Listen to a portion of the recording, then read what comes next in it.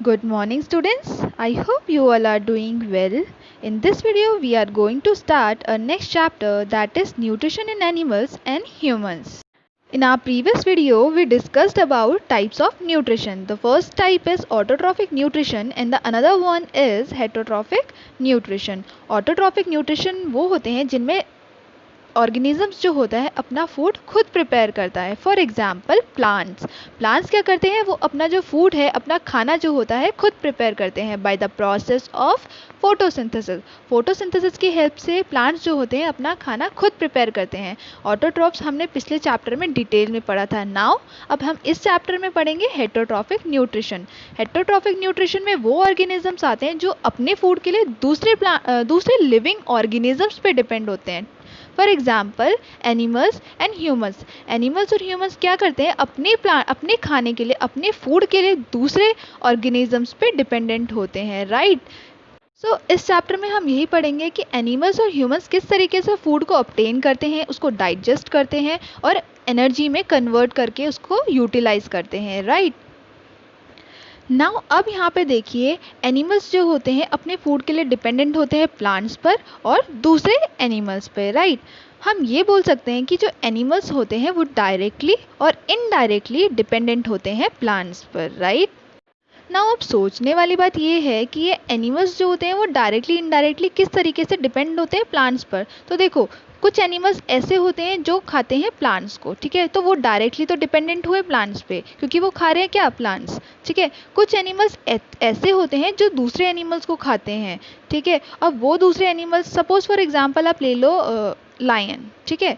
Lion क्या करता है, लायन खाता है किसी दूसरे ऑर्गेनिज्म को. ठीक है, एनिमल को खाता है. और जिस एनिमल को लायन ने खाया वो क्या था, वो ग्रास ईटिंग एनिमल था. उसने ग्रास को खाता है, वो ग्रास खाता है. तो ऑटोमेटिकली जो लायन हुआ वो किस पे डिपेंडेंट हुआ, वो हुआ प्लांट्स पे. इसलिए हम कहते हैं कि जो एनिमल्स हैं वो डायरेक्टली और इनडायरेक्टली डिपेंड करते हैं प्लांट्स पे. ऑलराइट. अब देखिए हमारे क्या होता है कि डिफरेंट टाइप के जो होते हैं ऑर्गेनिजम्स होते हैं, एनिमल्स होते हैं. राइट. तो सबके जो खाने का तरीका होता है वो भी डिफरेंट होता है. For example like cows and horses हैं, ये लोग क्या करते हैं, ये अपने फूड को पिक करते हैं और डायरेक्टली अपने माउथ में डाल लेते हैं. ठीक है. और च्यू करके उसको खा लेते हैं. सिमिलरली ह्यूमंस के केस में भी ऐसा होता है कि हम लोग क्या करते हैं, अपने हैंड से क्या करते हैं, खाने को उठाते हैं और अपने मुंह में डाल लेते हैं. राइट. और उसको च्यू करते हुए खा लेते हैं. बट अब देखिए अमीबा जो है वो ऐसा नहीं करते हैं. अमीबा का जो है वो क्या करते हैं, स्यूडोपोडिया के थ्रू अपना जो फूड है, फूड पार्टिकल्स को इनगल्फ करते हैं, अपना फूड पार्टिकल खाते हैं. ठीक है, अपना फूड खाते हैं. अब यहाँ पर देखिए अमीबा जो होता है वो कुछ इस तरीके का दिखता है. अमीबा जो होता है उसका जो स्ट्रक्चर होता है वो फिंगर लाइक प्रोजेक्शन होता है, मतलब वो फिंगर्स की तरह दिखता है. आपको दिख रहा है ना, ये फिंगर्स की तरह दिख रहा है. तो ये अमीबा जो होता है वो मूवेबल होता है, वो मूव करता है इधर से उधर. ये एक सिंगल सेल ऑर्गेनिज्म होता है, वो हम आगे जाके उसको पढ़ेंगे. इसमें यहाँ पे देखिए, सपोज जो अमीबा है उसको क्या हुआ, एक फूड पार्टिकल दिखा, तो उसने क्या किया, एक फिंगर लाइक प्रोजेक्शन बनाई और उस फूड पार्टिकल को अपने अंदर ले लिया. राइट. तो इस तरीके से जो अमीबा है अपना खाना खाता है. अब नेक्स्ट आइए बीज. अब बीज किस तरीके से अपने फूड को खाते होंगे. देखिए बीज क्या करते हैं, वो किसी भी प्लांट पे जाके, किसी भी फ्लावर पे जाके बैठ जाते हैं और वहाँ पे क्या करते हैं, वो अपना जो फूड है, जो भी वो सपोज नेक्टर है, नेक्टर कलेक्ट कर रहे हैं, वो सक करते हैं उस नेक्टर को. ठीक है ना, प्लांट से या फिर फ्लावर्स से. तो क्या करते हैं, तो बीज जो होता है, जैसे हम लोग होते हैं या काउज या हॉर्स होते हैं, च्यू करके अपना खाना खाते हैं. ठीक है. तो उस तरीके से बीज जो होता है वो नहीं करता है, वो क्या करता है, अपने फूड को सक करता है. ऑलराइट. ना फ्रॉग की अगर मैं बात करूँ तो फ्रॉग क्या करता है, फ्रॉग अपने टंग के थ्रू अपना जो खाना है उसको कैच करता है. ऑलराइट. आपने जैसे कि देखा भी होगा. स्नेक्स क्या करते हैं, वो भी अपने फूड को च्यू नहीं करते हैं, वो डायरेक्ट क्या करते हैं, जो है दूसरे एनिमल्स को स्वॉलो कर लेते हैं, मतलब निगल लेते हैं. ऑलराइट. आई होप आपको ये समझ में आ गया होगा कि डिफरेंट ऑर्गेनिजम्स जो होते हैं अपना फूड इनटेक करते हैं डिफरेंट मेथड्स के थ्रू, वेरियस मेथड्स के थ्रू. ऑलराइट. अब हम अपने नेक्स्ट टॉपिक पे आते हैं जो है डाइजेशन इन ह्यूमंस. राइट. अब ये डाइजेशन जो वर्ड है ये होता क्या है, इसका मीनिंग क्या होता है, ये देखते हैं. कुछ कंपोनेंट्स ऐसे होते हैं, कुछ फूड कंपोनेंट्स ऐसे होते हैं जो बहुत ही ज़्यादा कॉम्प्लेक्स होते हैं। For example carbohydrate. कार्बोहाइड्रेट क्या है, एक बहुत कॉम्प्लेक्स सब्सटेंस है। तो हम कॉम्प्लेक्स सब्सटेंस को यूटिलाइज नहीं कर सकते हैं डायरेक्ट। तो हमें क्या होता है कि वो जो कॉम्प्लेक्स सब्सटेंस है उसका ब्रेक डाउन होना बहुत ज़रूरी है, ताकि वो ब्रेक डाउन होगा सिंपलर सब्सटेंसेस में और हम उसको क्या है यूटिलाइज कर पाएँ। जो ब्रेक डाउन हो रहा है फूड के कॉम्प्लेक्स कंपोनेंट का इनटू सिंपलर कंपोनेंट में, राइट।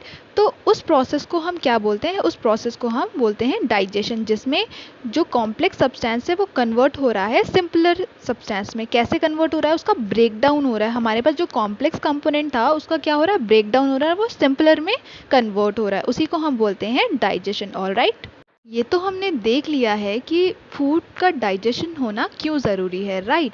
नाउ यहाँ पे देखिए, एलिमेंट्री कनाल और डाइजेस्टिव ग्लैंड, ये दोनों कहाँ होते हैं, ह्यूमन बींग्स के अंदर होते हैं, राइट। और ये दोनों ही रिस्पॉन्सिबल होते हैं किसके, डाइजेशन के। जो फूड का डाइजेशन होता है हमारी बॉडी में, वो इन दोनों की वजह से ही कंप्लीट होता है। और फूड का डाइजेशन होना हमने पढ़ा है कि वो ज़रूरी है, क्योंकि हमारी बॉडी जो है वो कॉम्प्लेक्स सब्सटेंस को यूटिलाइज जो है वो नहीं कर पाती है। दैट्स वाई जो है डाइजेशन का प्रोसेस हमारी बॉडी में नेसेसरी है।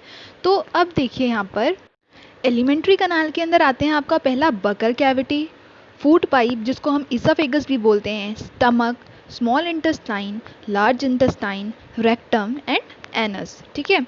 डाइजेस्टिव ग्लैंड के अंदर आपके आते हैं salivary glands, liver and pancreas.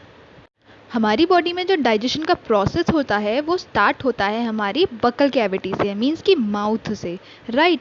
और एंड होता है वो हमारे एनस पे। Is that clear all of you. इस डायग्राम में देखिए, ये है हमारा एलिमेंट्री कनाल शो कर रहा है, राइट। अब यहाँ पे देखिए, हमारा जो फूड है वो डाइजेशन करना जो शुरू करता है वो यहाँ पे करता है हमारी माउथ पे। जब हम खाना खाते हैं तो वहीं से हमारा डाइजेशन जो है वो शुरू हो जाता है। Is that clear.